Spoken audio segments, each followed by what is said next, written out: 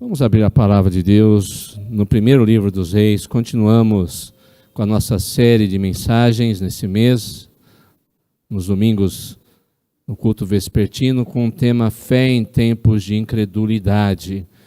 Primeiro de Reis, capítulo 17.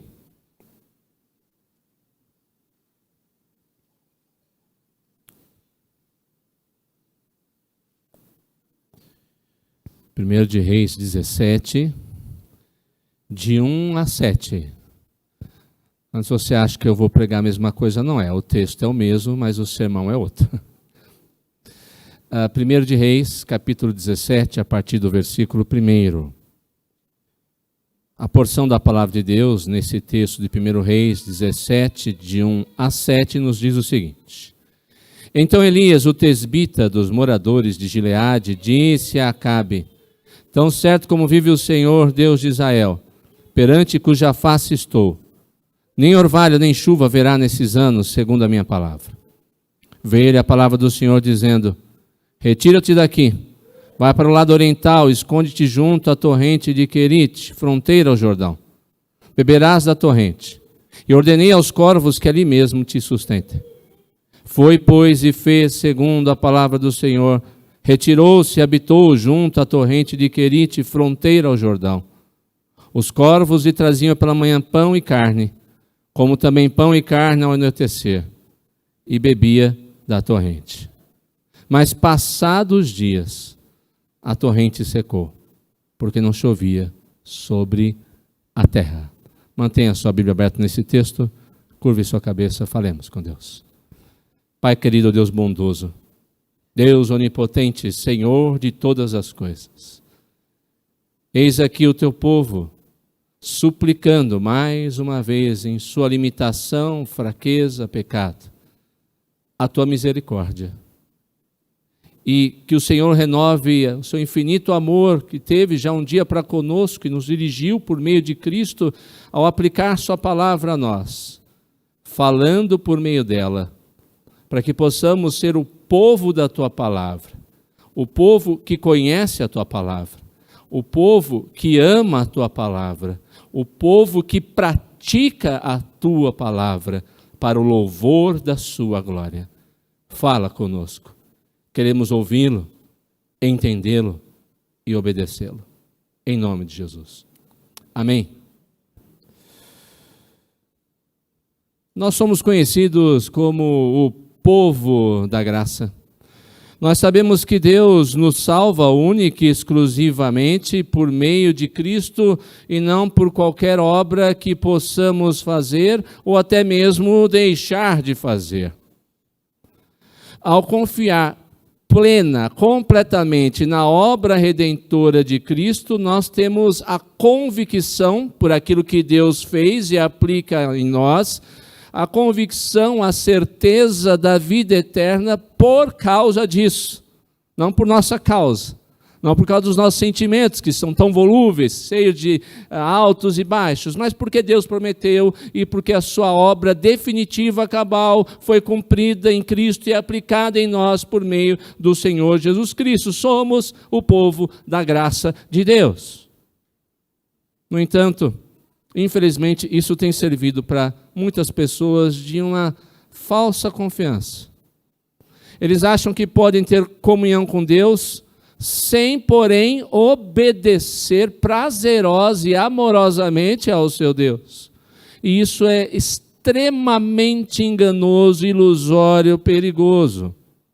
Porque se a salvação vem somente pela fé na obra de Cristo, por sua vez, uma vida de bênção não pode ser vivida sem verdadeira submissão ao Senhor e sem verdadeira obediência a Ele por meio da sua palavra. Graça não cancela a obediência, obediência confirma a graça de Deus em nós. É óbvio que quando eu falo de usufruir das bênçãos ou da bênção de Deus, de uma vida de bênção, por favor, não me entendam mal, ou não entendam que eu estou ensinando coisas que estamos ouvindo nos dias de hoje em muitas igrejas. Alguns acham que por obedecermos ao Senhor, Ele se vê obrigado a atender os nossos mais pecaminosos caprichos. Então vamos pontuar aqui de uma vez por todas. Não é disso que eu estou falando. Deus pode conceder essas coisas como fruto da sua misericórdia, do seu amor, para que possamos usá-las para o nosso bem-estar, sim, para a alegria do nosso coração, para abençoarmos principalmente os outros que precisam de uma mão estendida de socorro e que Deus nos torne instrumentos para socorrer essas pessoas.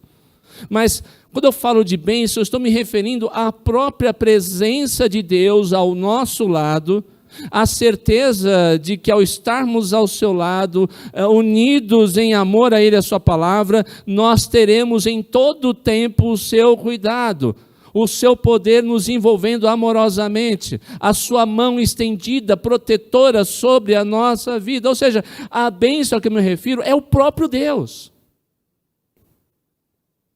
Ao olhar para o texto, nós vemos que Elias estava num contexto muito semelhante ao que eu estou falando aqui. Para o povo daquela época, que havia se afastado de Deus, adotado o culto a Baal, um povo supostamente conhecido como povo de Deus, para eles naquele momento, com aquele novo culto, a principal ação religiosa na vida deles era a barganha. Na mente daquele povo, naqueles dias de Elias, havia a seguinte ideia: se nós fizermos aquilo que agrada a Baal, ele vai estar obrigado a nos dar algo que nós exigirmos dele. No caso aqui, uma grande, farta, maravilhosa colheita, uma boa vida. Vamos usufruir de tudo aquilo que Baal nos der, ele vai ser obrigado a fazer isso. Elias entendia a coisa de maneira completamente diferente. Primeiro, ele sabia que adorar Baal, servir a Baal, era uma grande mentira, não serviria para nada. Mas, ao mesmo tempo, dentro do culto verdadeiro a Jeová, ao nosso Deus, ele entendeu que o que era mais importante era se submeter, obedecer a Deus, mesmo que as condições fossem as mais adversas e, por que não, as mais estranhas possíveis. Por possuir um desejo profundo, lembra-se que domingo passado ele disse, de aquele Deus diante de cuja face eu estou, todos os dias eu estou com Ele. Ele queria experimentar mais ainda da presença de Deus. Mesmo em uma situação onde ele nadava contra a maré, onde ele ia contra todos os pensamentos que vigoravam nos seus dias no meio do povo, mesmo numa situação de total oposição à sua fé. É o que nós vamos ver nesse texto. Como nós podemos usufruir do melhor que Deus tem para nós, no sentido que a minha introdução apresentou aqui. Como podemos, então, usufruir de Deus, daquilo que Ele tem de melhor da sua pessoa, em sua palavra para nós, por meio de Cristo Jesus? E a primeira lição que aprendemos aqui é que nós podemos usufruir do melhor do Senhor, ouvindo e obedecendo a sua palavra. Você vai ver isso aí nos versículos 2, versículos 3 e 5. Veio-lhe a palavra do Senhor: retira-te daqui. Foi, pois, e fez segundo a palavra do Senhor. Logo que Elias termina de pronunciar a sentença contra Acabe, no início desse trecho da palavra de Deus, Deus se dirige a Elias.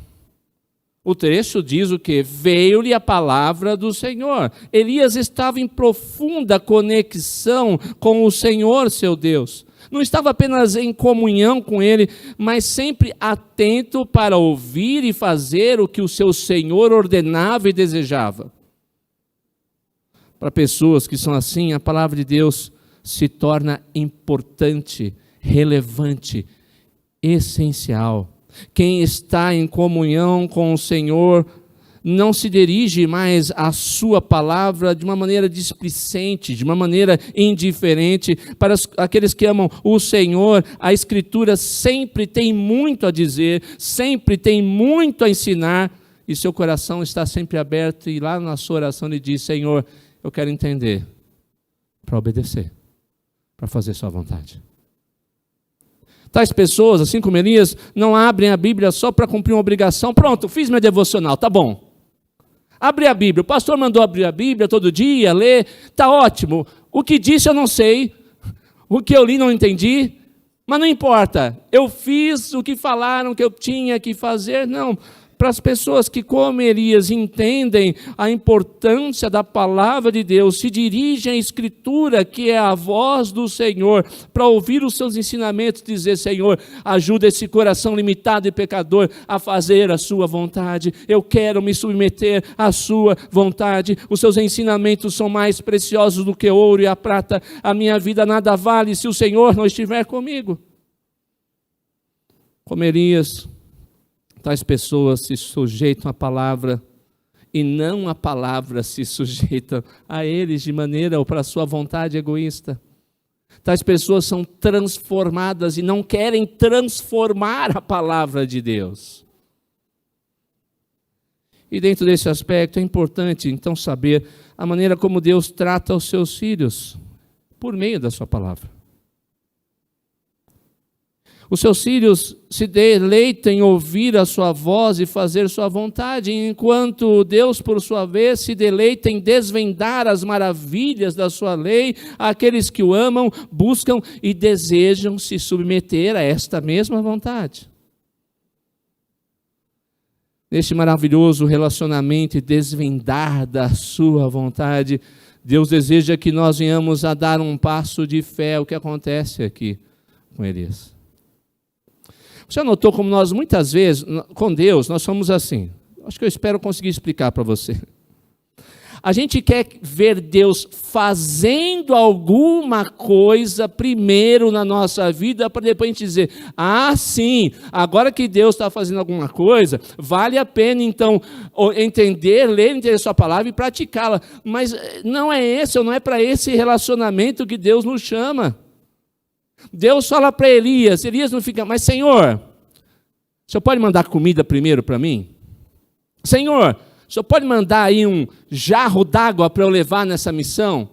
Senhor, o senhor pode acabar com Acabe e Jezabel primeiro para eu ficar mais tranquilo em meu ministério? Elias vai e faz o quê? Obedece. Ele dá um passo de fé, de confiança, porque no nosso relacionamento com a vontade de Deus, Deus não age da forma como nós pensamos ou queremos. Deus vai nos orientando em nossa jornada espiritual e comunhão com Ele, não à medida que Ele nos dá coisas para nós obedecermos, mas à medida que nós obedecemos, para Ele cada vez mais nos ensinar e dar doses da sua palavra e da profundidade da sua vontade para os seus filhos. O problema está aqui, a gente sempre quer que Deus dê primeiro. A gente quer um véu, uma cortina aberta, escancarada para saber a vontade dEle, para depois tomar alguma ação, fazer alguma coisa, mas não é assim. Deus diz: venha, faça a minha vontade, dê um passo de fé, faça aquilo que me agrada, obedeça a minha palavra. Ele se dispõe a falar por meio dela, mas Ele quer que nós obedeçamos incondicionalmente, em todo o tempo, com um ato de fé, porque foi assim que Elias fez. E convenhamos, ao olhar para esse texto, queridos, eu fiquei me debruçando sobre ele, nem sempre é fácil obedecer e se submeter à palavra de Deus. Se você não teve nunca nenhum tipo de luta, se você nunca teve algum tipo de dúvida, será que é assim mesmo? Eu tenho que fazer, está esquisito isso aqui. Eu queria que você me ensinasse a forma.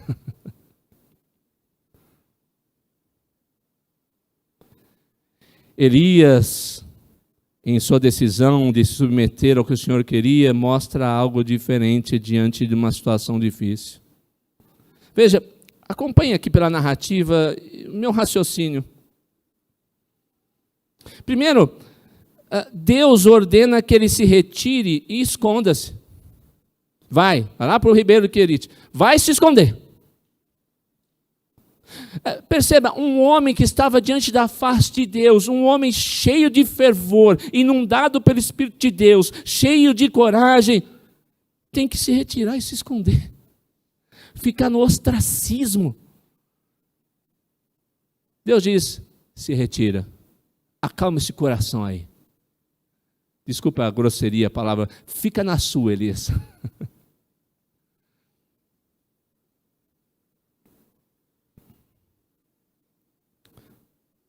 Às vezes a orientação e o momento no qual Deus nos coloca são incompreensíveis.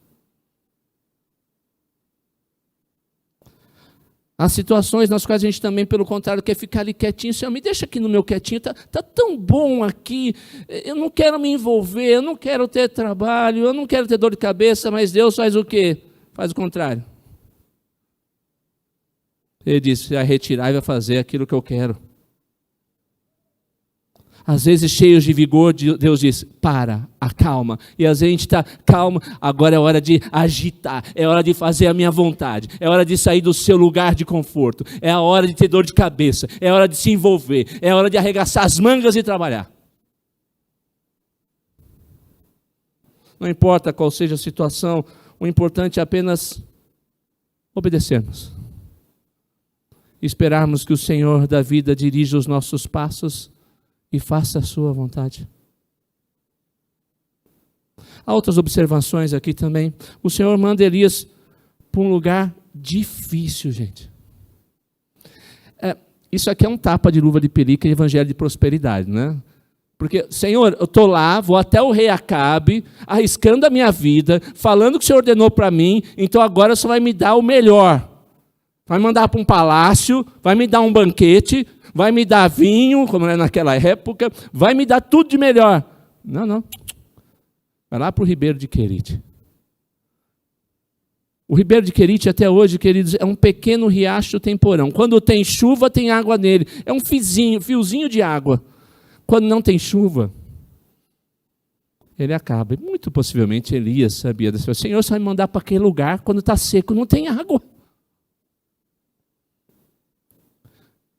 Porque ele normalmente, além da chuva, dependia do derretimento da neve do Negueb para existir.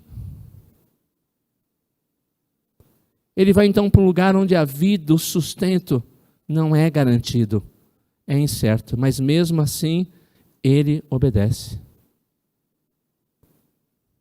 Ainda que muitas vezes a decisão a qual Deus nos desafia a tomar pareça difícil, incompreensível, confiados naquele que fala, devemos tomá-la segundo a sua palavra. Vai ter água? Eu não sei, Senhor, mas eu vou fazer a sua vontade. Vai ter comida? Eu não sei, Senhor, mas o Senhor falou. Eu vou fazer a sua vontade. Daí temos a nossa segunda lição. Como é que a gente pode obedecer, pode usufruir do melhor de Deus para a nossa vida?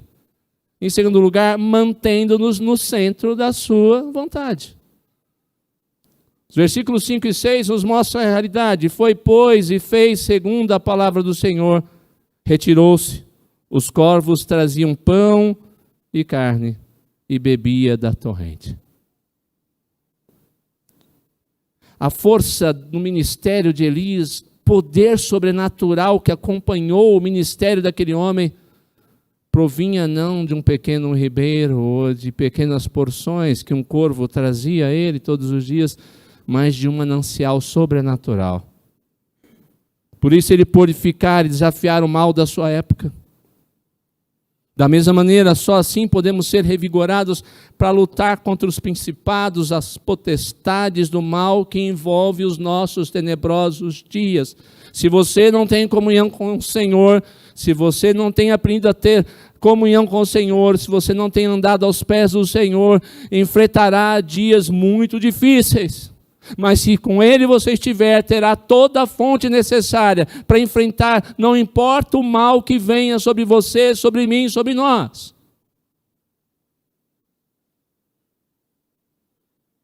E Deus tem uma maneira de agir que às vezes parece para nós tão estranha, gente.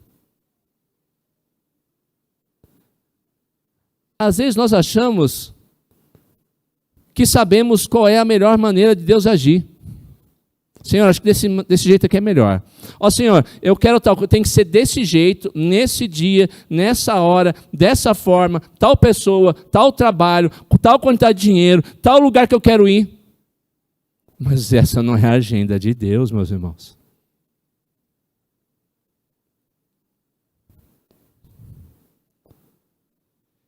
É para um pequeno riacho, um córrego temporão, como eu disse, uma pequena fonte de água que Deus manda Elias. Não é para um rio.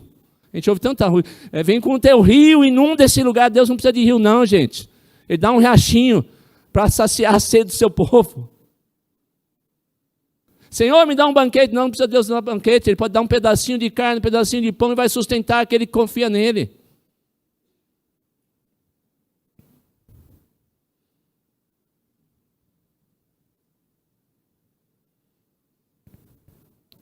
Isso porque às vezes, ao estarmos diante da abundância que é a presença do Senhor, nos esquecemos dos afetos dele, daquele que nos doa todas as coisas que são que é muito mais importante do que elas. O fluxo de água não importa, a quantidade de comida não importa, mas sim aquele onde o rio de vida eterna emana e nos sustenta em Cristo Jesus. Deus escolhe as maneiras loucas desse mundo, loucas aos nossos olhos, para manifestar a glória do seu poder e do seu sustento sobre nós.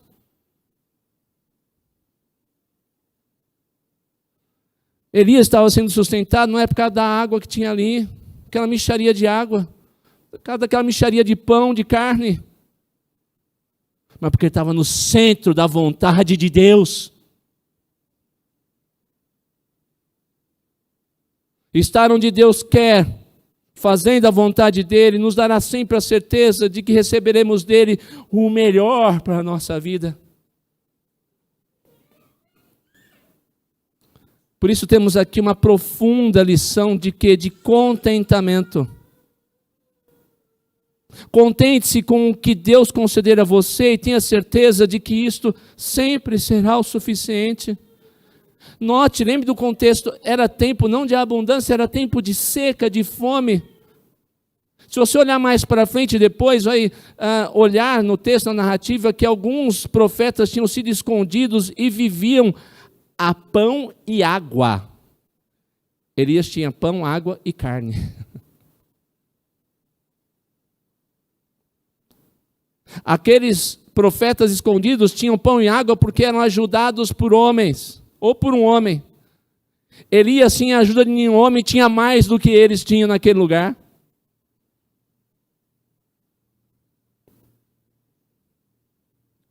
Mas a fome do corpo não pode ser comparada à fome da alma em uma época em que as pessoas estão distantes de Deus, alheias a Deus, a sua vontade, a sua palavra.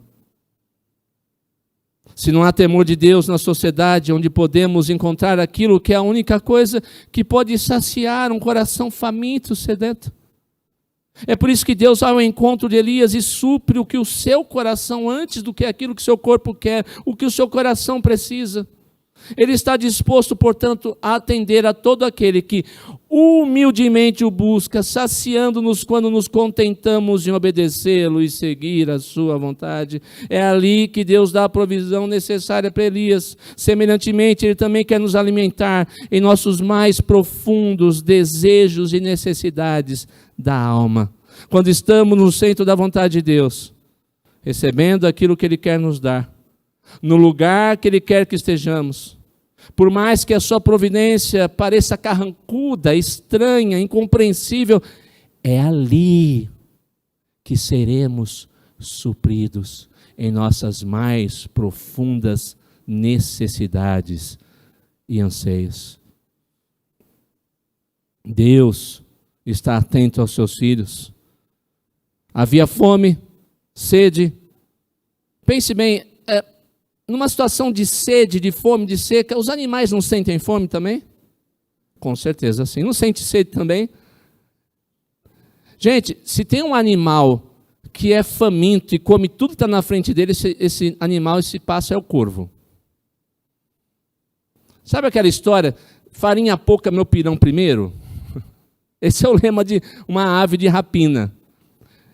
Mas Deus, em sua providência, diz para aquela ave: você primeiro não, primeiro o meu filho Elias, ele vai comer aquilo que você vai pegar primeiro, e depois você come sei lá o quê.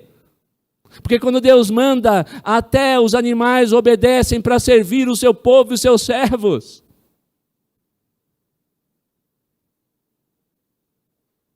É conosco, homens e mulheres de pequena fé, que o Senhor se preocupe, Ele usará os meios todos necessários.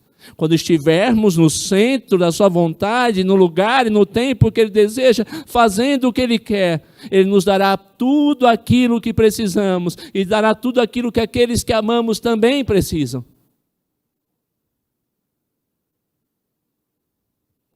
Há uma outra coisa muito importante para observar aqui. Para os judeus, os corvos eram animais e são animais imundos, porque eles tocam em cadáver. O judeu não tocava em corvo, muito menos na comida que um corvo ia trazer.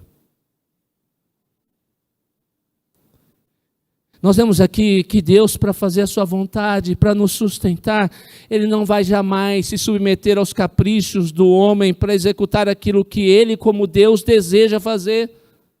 Aquilo que para os olhos dos homens parece imundo, pode ser usado por Deus para a sua glória e o bem-estar dos seus filhos. Para nos sustentar, Deus fará qualquer coisa, usará até mesmo às vezes os ímpios para sustentar-nos, estendendo as suas mãos para nos ajudar de alguma forma.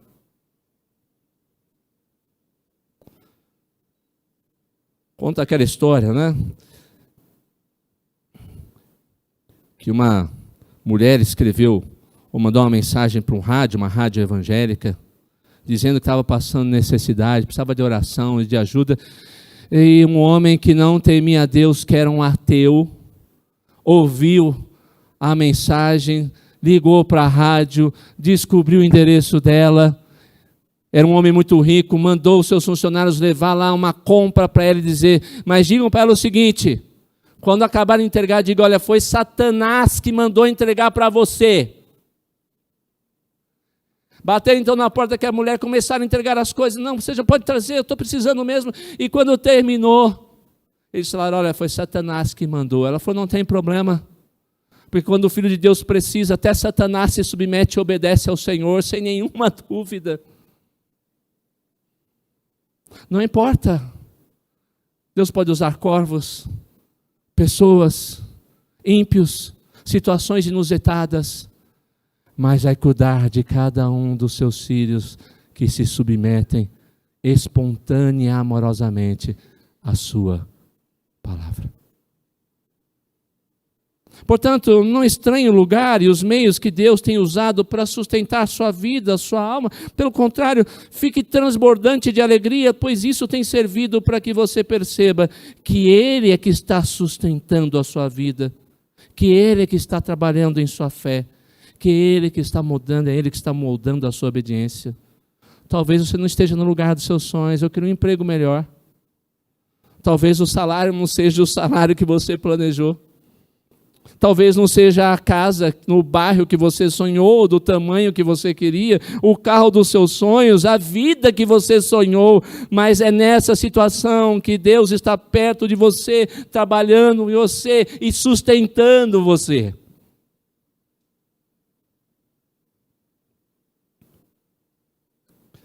Terceira e última lição: se queremos do melhor de Deus, isso acontecerá quando passamos pelas provações da vida. O versículo 7 encerra dizendo: mas passados os dias a torrente secou, porque não chovia sobre a terra. Isso aqui é bom para você apresentar para o seu amigo que defende o evangelho da prosperidade, viu? Lição para você essa semana. Porque para um defensor do evangelho da prosperidade, não tinha que ter esse versículo. Elias foi diante do rei Acabe. Deus mandou ele lá para o ribeiro de Querite. Ele está sendo sustentado por corvo. Agora então vai vir o melhor de Deus para a sua vida. Vai vir só bênção. Agora ele vai ter banquete. Não. O ribeiro seca. Você seja sincero, não é uma narrativa, para aqueles que são triunfalistas, não é uma narrativa estranha, não pode terminar desse jeito, Senhor. Acho que um copista copiou aqui de maneira errada, esse versículo não tinha que estar aqui. Não, gente, está aqui, está lá no original, é desse jeito mesmo. Passados dias, a torrente secou, acabou a água. O que há de mais importante na vida do que a água para sustentar? Deus manda que Elias se retire para o deserto, para sua proteção, com o intuito de mostrar que ele nada tinha a ver com aqueles valores ensinados por Acabe, por Jezabel, por aquele povo ímpio. Todavia, não era essa a primeira razão da sua saída ordenada por Deus. O Senhor desejava que houvesse seca na natureza, mas acima de tudo, Ele queria que houvesse seca da sua palavra. Numa sociedade pecaminosa, idólatra, a ira de Deus se faz conhecer, não em primeiro lugar, com raios caindo no céu, com uma tempestade vindo e dizimando a vida dos ímpios, com um rio enchendo e separando, a igreja ficando bem e os ímpios morrendo afogados. Não. A primeira manifestação, ou a maior manifestação, a clara, eu diria, manifestação da ira de Deus contra a impiedade, o pecado, a idolatria de um homem, de um povo distante dele, é a seca da sua palavra. Ela deixa de ser pregada fielmente. Ela deixa de ser anunciada. Ela deixa de ser distribuída. Ela é corrompida diante das pessoas, nos púlpitos que temos por aí. A sociedade em pecado e sem Deus passará por isso para que ela tenha sede e fome da palavra, para que então, ao reconhecer aquilo que ela realmente precisa, passe a ser inundada do seu conhecimento, como cantamos aqui agora há pouco, como as águas cobrem o mar. Nessa situação, Deus não está fazendo nada mais, nada menos do que revelar a sua ira sobre os homens. A chuva e o orvalho, que Deus falou que não cairiam mais, prefiguravam um significado espiritual que deixaria as almas ainda mais sedentas. Lá em Amós 8, 11 e 12 nós lemos: eis aqui vem dias, diz o Senhor Deus, nos quais enviarei fome à terra, não fome de pão, nem de água, mas sim de ouvir a palavra do Senhor. Mesmo perto de um pequeno rio, alimentado por corvos, distante de todos, Deus estava com ele. O Senhor era o seu sustento, o Senhor era o seu alimento. E é quando nós passamos por grandes crises que somos dirigidos por Deus para encontrar nele a fonte de respostas à nossa vida, a água que sacia a sede, o alimento que sacia a fome. Não é na multidão de vozes que encontraremos o alento e direção necessários. É principalmente na solidão pessoal e ao mesmo tempo na companhia solitária com Deus que uma nova jornada e um recomeço surgem. Nós vivemos numa sociedade que não está acostumada à quietude, ao silêncio, à hora tranquila. A Rebeca falava hoje sobre as reels, né, filha? Os vídeos rápidos, como estão fazendo com que as pessoas não tenham paciência. Nós não temos paciência. Nós perdemos a capacidade e a disciplina da contemplação. A gente senta sozinho por um instante e começa a dizer: Deus, fala comigo. Eu não quero falar, Senhor, eu quero ouvir. Eu quero usufruir um tempo precioso na sua presença, de oração, abrindo a sua palavra, deixando-a penetrar no meu coração, aquecer a minha alma, transformar todo o meu ser. Às vezes nós temos que aprender a nos recolhermos da companhia dos homens, quando esse for o desejo do Senhor. É isso que ele queria para Elias: Elias, recolha-se. Esse mundo ao redor está difícil, você deu um primeiro passo, mas Elias, dá um tempo. Vai ali para aquele lugar, eu estarei com você, você vai ouvir minha voz. Eu serei a sua riqueza, eu serei a sua companhia, a minha voz preencherá cada recôndito do seu coração, da sua vida. Aconchegue-se, deleite-se na suave, maravilhosa companhia de Deus e de sua palavra. Foi para o bem de Elias, do profeta, que Deus o recolheu à solidão. Ao atender suas súplicas e cumprir o que prometera através dele, Elias poderia acabar se enchendo do quê? De orgulho. Ah, você viu? Eu sou bom. Acabe agora vai se submeter, vai se quebrantar. Coitado de Acabe, eu sou um profeta que anda na face de Deus. Mas Deus atua dessa maneira na vida do profeta, para que o seu ofício não se tornasse um pedestal, para que ele tivesse mais glória do que o próprio Deus. É só quando muitas vezes nos retiramos da vida pública e estamos a sós com Deus que podemos aprender que nada somos e que Deus é tudo em nós e por meio de nós. Às vezes é na frustração e na grande perda que o propósito divino se cumpre em nós. Todo servo que Deus usa deve passar mais cedo ou mais tarde pela experiência da prova de Querite antes de realmente estar preparado para o triunfo em sua vida espiritual. Há muitos anos atrás, a Igreja Batista de Niterói passou por uma situação inusitada. Acho que talvez eu tenha mencionado e ilustrado isso. Uma grande tempestade derrubou a construção. E naquele dia havia muita briga, muita luta entre protestantes e católicos. E um jornal católico, no outro dia, colocou na sua manchete: Deus odeia a obra dos protestantes.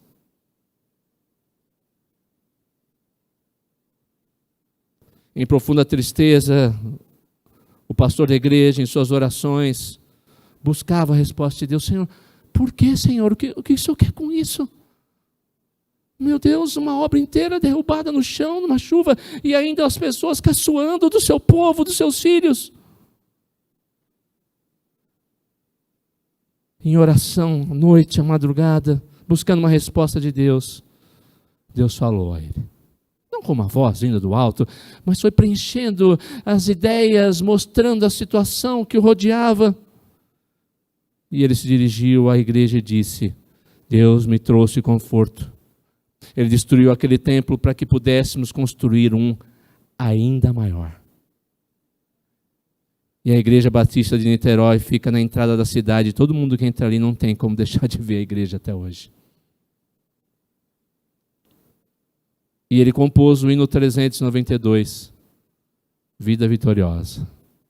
Seguro estou, não tenho temor do mal. Em seu refrão, no poder de Cristo Mestre, minha vida salva está. Pode parecer um exemplo corriqueiro, mas ele nos ensina muito.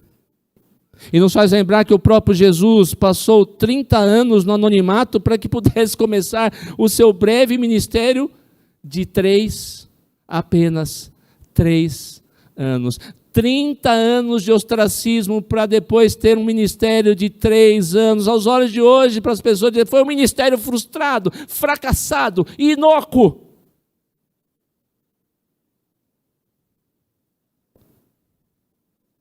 Mas esperar e se preparar é muitas vezes o desejo de Deus para que depois coisas ainda maiores sejam feitas por nosso intermédio. Mas nós somos, como eu disse, seres incapazes, ainda mais nos dias de hoje, de aceitar a reclusão, o preparo, a reflexão antes da ação. Lembre-se, Elias era um homem impetuoso, cheio de coragem. Você consegue imaginar? Se coloca um instante no lugar de Elias, um homem impetuoso, aquele cara que faz. Eu quero fazer. Mas Deus diz, não, para.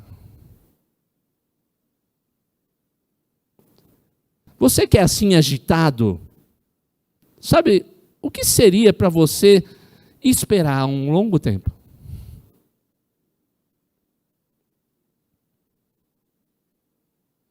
Quando o propósito de Deus se cumpre em nossa vida, as mudanças são inevitáveis. Quando Ele deseja mudanças e resistimos a elas pelo medo, pelo comodismo, Ele executa essas mudanças em situações que nos rodeiam, a fim de que não fiquemos estagnados. Elias teve que olhar as circunstâncias e mais uma vez ouvir a voz de Deus para que algo novo que iria acontecer, acontecesse. Querite secou. Queridos, as coisas deste mundo não vão durar para sempre.